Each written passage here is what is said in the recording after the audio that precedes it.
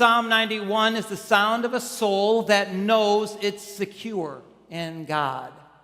And I got to thinking to myself that that's what everybody really wants in life. Everybody wants a sense of safety and security and protection in life. After all, that's why we have a military in our government and in our country, to protect us from foreign enemies and terrorists from the outside. Safety, security, and protection is why we take our money and we put it in FDI-insured accounts to make sure that it's protected in life. A sense of safety, security, and protection is why we buy home security systems, and why when we go shopping for cars, we get cars that have airbags and seat belts and have a good crash safety rating. We check the safety ratings on the cars that we buy because we want safety, security, and protection in life. And the more you intimately know of your safety, security, and protection, the more you should feel safer and more secure in life. Do you know people in small towns say that they feel safer in their small towns than people do in big cities? Part of the reason is because they'll say, well, I know my police officers and I know my firemen. And most people in small towns have guns and they are proficient with their guns. You know, I like watching the Weather Channel. I like watching the Discovery Channel, the History Channel, and the Weather Channel, frankly. They have a lot of really good shows on there. One of the shows that I like watching is called Tornado Alley. It's very interesting because it shows you and tells you about the barometric pressure changes, and it shows you, unfortunately, the great destruction that happens with tornadoes at different stages, EF1 to EF5, things like that. But one of the common denominators in that show is that people who survive the storms, they know exactly what to do, they know exactly where to go in the storm. Of course, they will head to their tornado shelters. It seems like this show, Tornado Alley, chronicles a lot of tornadoes that happen in what's called the tornado belt across northern Texas and Oklahoma in the mid part of the United States, stretching all the way into southern Indiana, usually. And it seems that all of the people who survive these storms, they know exactly what to do, exactly where to go, and they head to their shelters, their storm shelters. And I thought to myself, isn't that just what God is? God is our storm shelter. God is our place of safety, security, and protection in the midst of the storm. And it's not like we have to call on God to be there. God's already there, just like the storm shelter is already there. And I thought to myself that as we enjoy God's presence and God's provision in our lives, we also enjoy God's protection in our lives. And I thought to myself that there's nobody in the Old Testament that knew that better than Moses. Moses not only knew of God's presence and power and provision, he also knew of God's protection of his life. If you think about it, from when he was a little baby floating on the Nile River in a basket and he was saved from drowning in that river, to decades later when he was standing before Pharaoh and demanding that Pharaoh lets God's people go, to a few chapters after that where he's miraculously leading Israel across the Red Sea, which was in fact the way God was rescuing Israel from Pharaoh's army. Moses, more than anybody else in the Old Testament, knew of God's protection in his life and in the lives of people around him.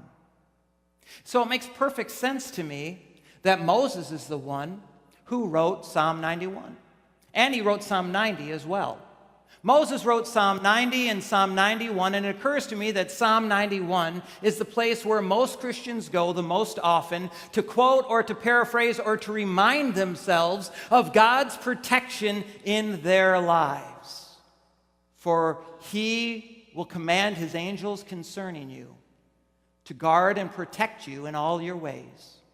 They will lift you up so you will not strike your foot against a stone.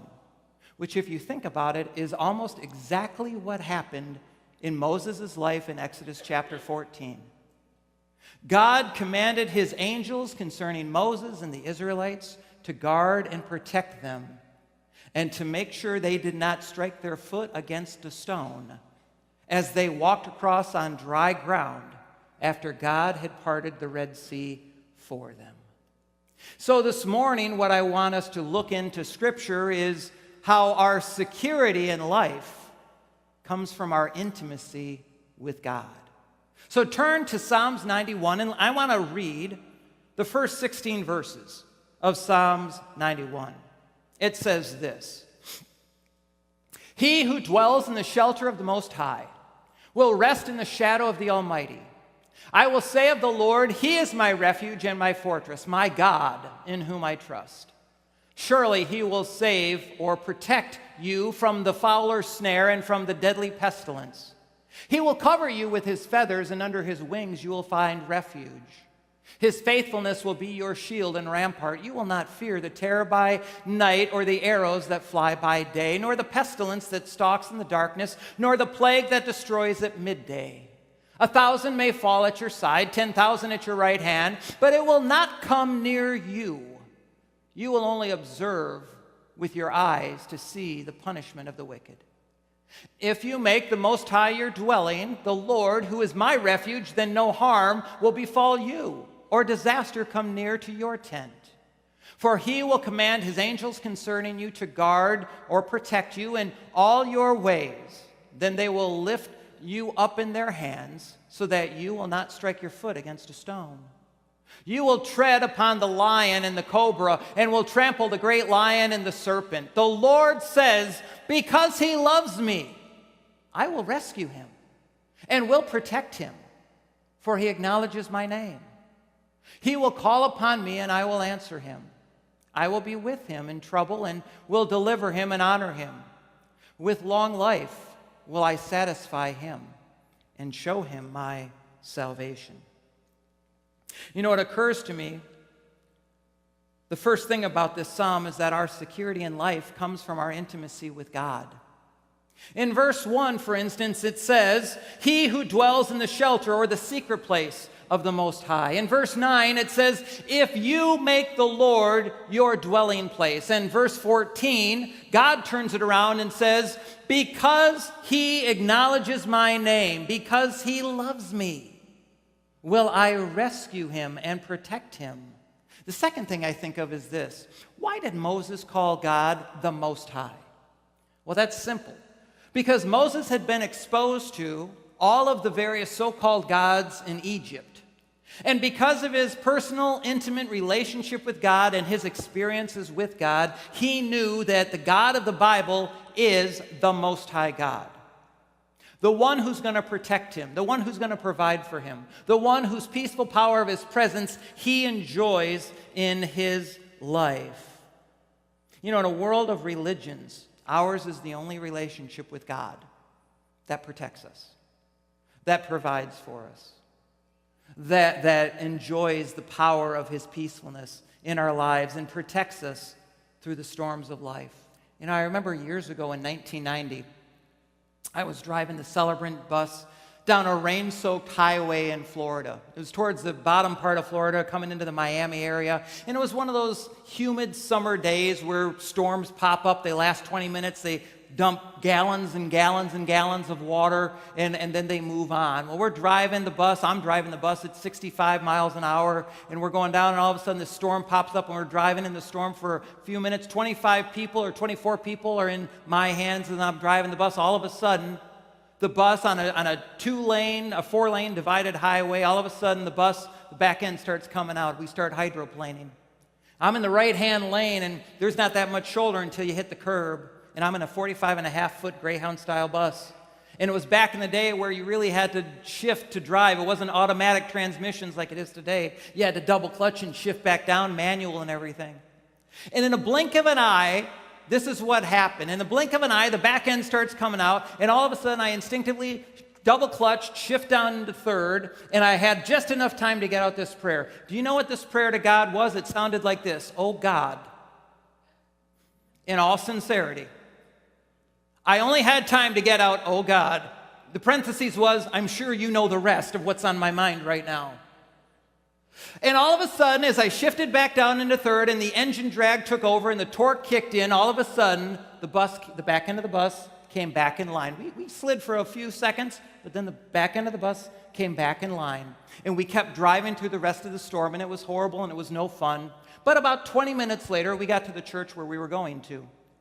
Now, usually when we pull up into the churches at 3:30 in the afternoon, there's nobody there to greet us. You have to go into the church and meet the pastor or the priest or whoever it was and that type of thing. But that day was peculiar, it really was. We pulled into the parking lot of this Catholic church, and we were greeted by about a dozen people who were standing right by the door. The clouds had parted, the storm was to the east of us, the sun was starting to come out. It was 100 degrees and 100% humidity and everything. And there was all these people just praising God with their hands raised up as we're pulling through the parking lot of the church. And we thought to ourselves, why, this is a really great welcoming thing. How did they know when to be looking for us, and how did they know when to be out here and everything? We pulled up next to them and opened the door to get off the bus and all of that sort of stuff, and we were chit-chatting with them, and all of a sudden they were just almost hysterical with excitement. And we said, what's going on? And they said half of it was in Spanish, part of it was in English. And what they basically were saying is, when you guys were pulling the bus into the parking lot, we saw angels riding on top of your bus. During the storm, they were preparing lunch for us. They felt moved to pray for us because the storm was really pretty bad for a while. And so while they prayed for us, they then decided when the storm passed to go stand outside and to welcome us. He will command his angels concerning you to guard and protect you in all your ways. And they'll even, when necessary, kick the back end of the bus back in line and keep you going down the highway. I know stories of police officers and firemen who are going into burning buildings looking for people trapped in the buildings, who instinctively knew exactly where to go. One fireman told me one time it was like he was being led by light in the middle of this burning building, exactly where to go to get a little baby who the mother had run out thinking somebody else had grabbed the child. She didn't grab the child, and the baby was still in the crib. And in the middle, if you've ever been a fireman, you'll know you can't see anything when you run into a building because the smoke is black, is soot. But this fireman told me, he said, I knew right where to go. I followed a light, and it took me right to the baby. And he picked up the baby, and he ran out, and he was saved, the baby was saved, everything was okay. God will command his angels concerning you to guide, guard, and protect you. And you know, we have this assurance, the same assurance true in the New Testament as well, that as Christians, we have the assurance given by Jesus of God's protection in our lives, and it sounds a lot like Psalms 91 in the Old Testament, and it's in John chapter 17. When the night before Jesus died, he was praying to God in heaven, praying for the apostles, the disciples, for you and me, and for all Christians. He prayed this, that as you have sent me into the world, I have sent them. And my prayer is not that you remove them from the world, but that you protect them from the evil one, that you would sanctify them by the truth, for your word is truth. And I think to myself, you know what that means? It means God's word is eternally relevant and eternally real every day of our lives. You can bank on it, you can count on it. God's word never not does what it says God will do. God always does what his word says he will do. So you can bank your life on God's word. And then I think to myself, what does it mean to be sanctified? To be sanctified means to be set apart from the ordinary to the extraordinary. It means to be different. It means to be distinct. It means don't just live an ordinary life, but you now live an extraordinary life. And I think to myself, the night before Jesus died on the cross, he was thinking of me and you. And he wanted me and you to be different. He wanted us to be distinct. He wanted us to be sanctified and to be protected by God so that we could live our purpose in life. And our purpose in life as Christians is to live God's purpose in our lives. I like it that Jesus wasn't saying, oh, Lord, remove them from the world. I like it that Jesus was saying, no, I want to leave them in the game, but I want you to protect them, God. Protect them from the evil one. That doesn't mean that Satan, through situations and circumstances, won't be chasing you down like Pharaoh's army was chasing down Moses, but what that means is this. Instead of being afraid of situations and circumstances in Satan, maybe situations and circumstances in Satan ought to be afraid of you. Now listen, church, I understand a parent's instinct to want to protect their children. Believe me, I understand that better than you might think. I'm very protective. And I think to myself, when we dedicate our babies, when we say, Lord, we dedicate them to you and we ask for your protection on their lives, it's not when they're little that they really need it. It's when they start driving and when they start moving away and when they're outside of our protection and control. Like it's supposed to happen, right? I understand our parental instincts to protect our children, but listen, church, while we don't want them to get hurt in life, we also have to learn to let them experience life. Which means we do what as children or as parents? I'm looking around right now and I'm seeing parents with itty-bitty babies, and I'm seeing parents with grown children, and I'm seeing grandparents whose children probably have been long gone for a while. And let me say this. We teach them, we train them, we educate them, we equip them, we encourage them. We get about 18 to 20 years to do these things, but then we finally have to release them. We start releasing them really when they're about 16 years old and they can start driving. But when we're releasing them, what are we showing? We're showing that we trust them, and we're showing that we trust God.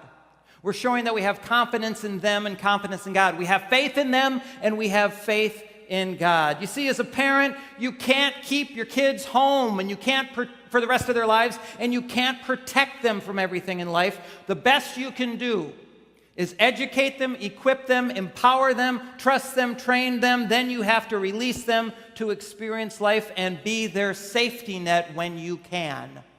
Psalms 91 is the sounds of a soul that knows their security is in God. Psalms 91 is the sounds of a soul that is filled with courage about their relationship with God and about where they're at in life. And as a Christian, we have the exact same assurance too. We have the exact same assurance of God's provision and God's protection in our lives. And it doesn't mean the evil one won't come after us from time to time, like Pharaoh's army, but like God did with Moses and Pharaoh's army, God will protect us in those times too. I bet you have times in your life where you've already experienced God's protection as well as his provision. Maybe you've had an angelic experience, or maybe it was just you had this sensation to go to the left instead of go to the right. Don't do that, do this. Don't say that, say this. Don't go there, go over there instead. That's God. And you can't explain, how did I know to do that? That's God, guiding, guarding, and protecting you just like he said he would do. How can we better dwell in the shelter and the shadow and the secret place of the Most High God more today than we did yesterday? And how can we do it even better tomorrow than what we're going to be doing today? Sometimes I think on Sundays it's easy to trust God. It's a focused day on his word and his worship and his presence. But when we really need it is on Monday and Tuesday and Wednesday, Thursday, Friday.